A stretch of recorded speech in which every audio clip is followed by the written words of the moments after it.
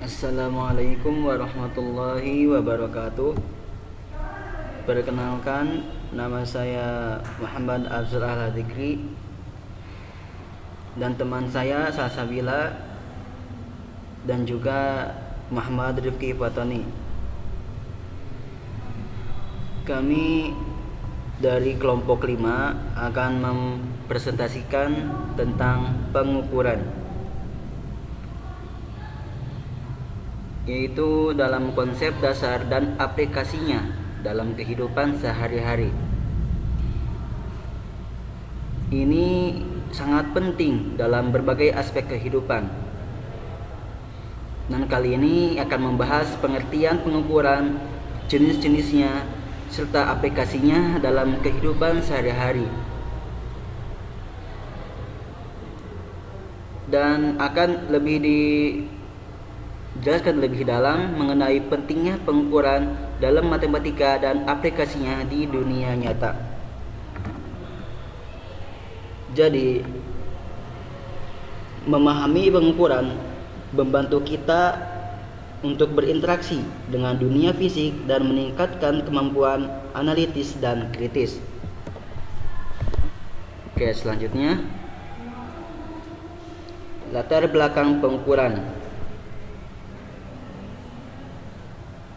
Tidak hanya berfungsi untuk memahami dimensi fisik, tapi juga untuk mengembangkan kemampuan analitis dan kritis siswa. Melalui pengukuran, kita dapat menentukan ukuran, volume, luas, dan berbagai aspek lainnya dari objek sekitar kita. Selain itu, juga memberikan dasar bagi berbagai disiplin ilmu seperti fisika, teknik, dan ekonomi.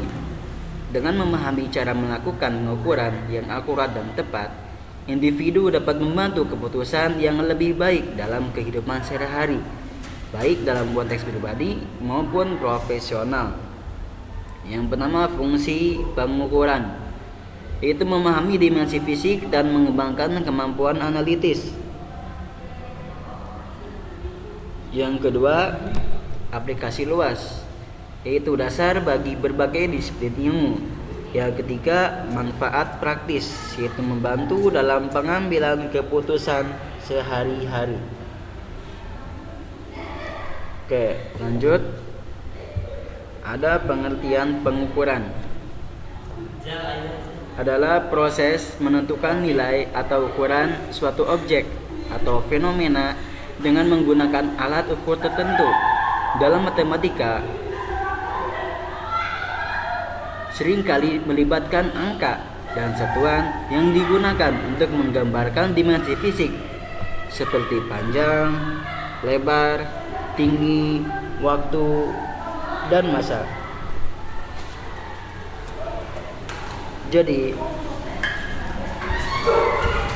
pengukuran adalah proses menentukan nilai atau ukuran objek dengan alat ukur tertentu. Yang pertama ada proses, yaitu menentukan nilai atau ukuran suatu objek. Yang kedua alat, menggunakan alat ukur tertentu.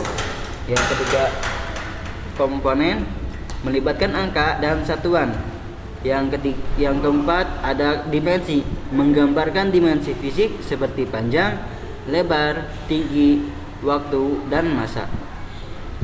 Selanjutnya saya akan menerangkan tentang macam-macam pengukuran.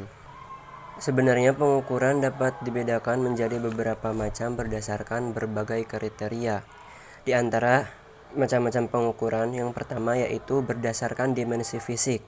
Nah, berdasarkan dimensi fisik, pengukuran itu ada pengukuran panjang, pengukuran berat, pengukuran waktu, pengukuran suhu, dan pengukuran volume. Yang kedua, berdasarkan metode pengukuran. Pengukuran itu ada pengukuran langsung dan pengukuran tidak langsung. Yang ketiga ada berdasarkan tingkat ketelitian, ada pengukuran akurat dan ada pengukuran presisi. Yang keempat itu berdasarkan sifat data, ada pengukuran kualitatif dan ada pengukuran kuantitatif. Yang kelima berdasarkan skala pengukuran, yaitu skala nominal, skala ordinal, skala interval, dan skala rasio. Tetapi yang akan kita bahas kali ini yaitu pengukuran secara umum saja. Pengukuran panjang, luas, volume, dan waktu. Pengukuran panjang itu melibatkan penentuan jarak antara dua titik menggunakan alat seperti penggaris, meteran, atau jangka sorong. Satuan yang umum digunakan termasuk meter, sentimeter, dan kilometer. Nah, itu yang sering digunakan. Pengukuran luas digunakan untuk menghitung area permukaan dari suatu objek. Rumus dasarnya adalah luas sama dengan panjang dikali lebar, dengan satuan umum seperti meter persegi dan hektar. Pengukuran panjang itu biasanya menggunakan alat seperti penggaris, meteran, jangka sorong. Satuannya meter, sentimeter, dan kilometer. Kalau pengukuran luas itu rumusnya luas sama dengan panjang dikali lebar. Satuan yang digunakan yaitu meter persegi dan hektar biasanya. Kemudian ada pengukuran volume dan waktu. Pengukuran volume digunakan untuk mengukur ruang yang ditempati oleh suatu benda. Rumus dasarnya adalah volume sama dengan panjang dikali lebar dikali tinggi, dengan satuan umum seperti meter kubik dan liter. Yang terakhir, pengukuran waktu. Pengukuran waktu melibatkan penentuan durasi suatu peristiwa menggunakan alat seperti jam atau stopwatch. Satuan yang umum digunakan oleh pengukuran waktu yaitu detik, menit, dan jam. Ya, jadi kesimpulannya pengukuran volume itu rumusnya panjang dikali lebar dikali tinggi, dan satuan yang digunakan yaitu meter kubik dan liter. Sedangkan pengukuran waktu itu menggunakan alat seperti jam dan stopwatch, dan satuan yang digunakan yaitu detik atau second, menit, dan jam atau hours. Dan selanjutnya akan dijelaskan oleh Salsabila. Pengukuran massa. Pengukuran massa digunakan untuk menentukan berat suatu benda. Alat ukur yang umum digunakan adalah timbangan dengan satuan seperti kilogram dan gram. Pengukuran massa sangat penting dalam berbagai bidang, mulai dari industri hingga kesehatan. Kali ini kita akan belajar tentang suhu dan berbagai satuannya seperti Celsius, Fahrenheit, Kelvin, dan Reaumur. Suhu adalah ukuran yang menunjukkan seberapa panas atau dinginnya suatu benda atau lingkungan di sekitar kita. Setiap memiliki cara unik untuk mengukur suhu. Yuk kita bahas satu persatu. Pertama, ada skala Celsius. Yang pertama adalah Celsius, skala yang paling banyak digunakan di dunia, terutama di negara-negara luar seperti Amerika Serikat. Pada skala ini, air akan beku di suhu 0 derajat Celcius dan mendidih di suhu 100 derajat Celcius. Jadi, ketika kita mendengar suhu 25 derajat Celcius, itu artinya udara cukup hangat, cocok untuk aktivitas sehari-hari. Yang kedua, ada skala Fahrenheit. Skala ini banyak digunakan di Amerika Serikat. Dalam skala Fahrenheit, air membeku di 32 derajat Fahrenheit dan mendidih di 212 derajat Fahrenheit. Jadi, jika kalian mendengar di Amerika ada suhu 77 derajat Fahrenheit, itu setara dengan 25 derajat Celcius atau suhu yang nyaman. Yang ketiga ada skala Kelvin.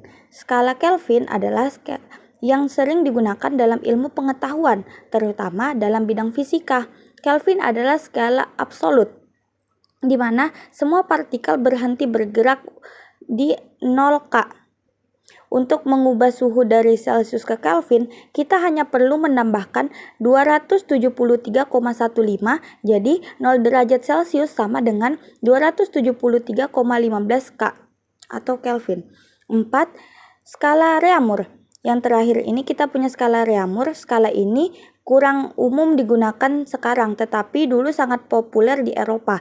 Pada skala Reaumur ini air membeku di 0 derajat Reaumur dan mendidih di 80 derajat Reaumur. Satuan ini kadang masih digunakan di beberapa bidang, tapi sekarang semakin jarang ditemui. Sekarang kita masuk ke rumus konversi. Kita bisa memperhatikan tabel berikut. Ini adalah rumus-rumus untuk mengkonversi suhu, misalnya Celsius ke Fahrenheit, ke Reaumur, Kelvin, sebagainya. Di sini saya ada sebuah contoh. Contohnya, suhu sebuah benda adalah 15 derajat Celcius. Diukur dengan termometer skala Celsius. Berapakah suhu benda tersebut bila diukur menurut skala Fahrenheit dan Kelvin? Cara mengerjakannya, kita bisa menggunakan rumus di atas. Pertama, kita akan mencari dari Celcius ke Fahrenheit. Jadi kita bisa masukkan rumusnya 9/5 kali Celcius ditambah 32. Nah, kan tadi itu ada 15 Celcius. Kita masukkan 9/5 kali 15 ditambah 32. Hasilnya 59 Fahrenheit.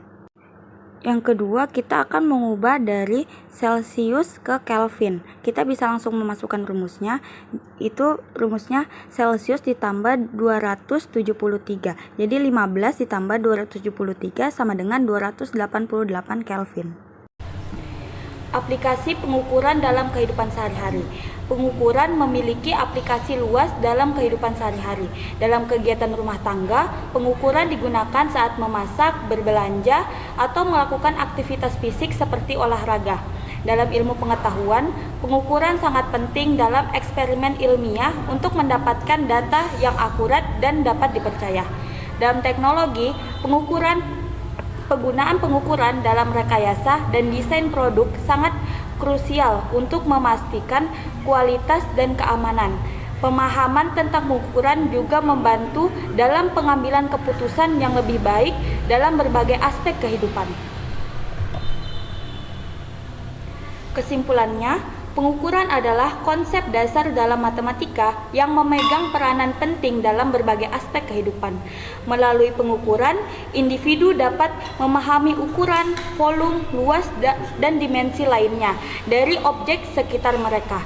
Jenis-jenis pengukuran seperti panjang, luas, volume, waktu, dan massa memberikan kerangka kerja yang jelas untuk melakukan evaluasi yang akurat. Dalam konteks pendidikan, pemahaman tentang pengukuran membantu siswa mengembangkan keterampilan analitis yang diperlukan untuk berpikir kritis. Oleh karena itu, memahami konsep pengukuran dan aplikasinya sangat penting bagi kehidupan setiap individu untuk meningkatkan kemampuan dalam menghadapi tantangan sehari-hari serta memberikan dasar yang kuat untuk belajar lebih lanjut dalam bidang matematika dan ilmu pengetahuan lainnya. Cukup sekian dari kami, kelompok 5. Semoga yang telah kami jelaskan bisa dipahami dan juga bermanfaat bagi kalian semua. Jangan lupa like and subscribe my video dan juga klik loncengnya biar tidak ketinggalan info selanjutnya.